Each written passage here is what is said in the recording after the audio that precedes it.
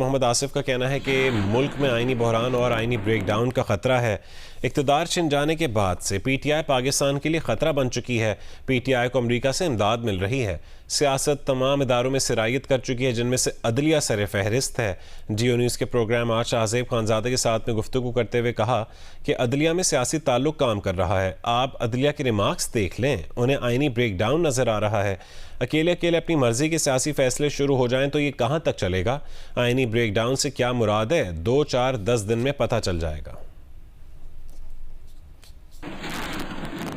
ये किसी असूल या किसी उस प्रिंसिपल के ऊपर जो है ये सारा कुछ नहीं हो रहा।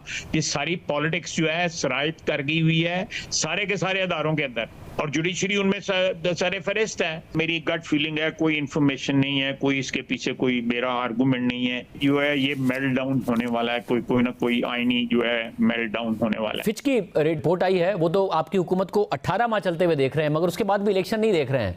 उसके बाद भी वो एक टेक्नोक्रेट काइंड ऑफ सेटअप देख रहे हैं। आप खुद पहुंच गए कंक्लूजन के ऊपर। मैं तो इशारों में बात कर रहा था। ये इस किस्म की सिचुएशन मैंने जैसे कहा, ये टेनेबल नहीं है। इस जो हालात हैं ये टेनेबल नहीं है। पहले जो सिचुएशंस जो हुई हैं उससे कहीं ज्यादा गंभीर है जो हालात पैदा हुए हैं। ये 18 महीने बड़ी लंबी मुद्दत होती है। 18 महीने में बड़ा कुछ हो सकता है, बड़ा कुछ नहीं भी हो सकता। बड़ी लंबी उन्होंने बड़ा सेफ प्ले किया है फिच ने, जो उन्होंने प्रेडिक्शन की है, जो भी उन्होंने एनालिसिस किया है, और उसके रिजल्ट में वो इलेक्शन नहीं देखते।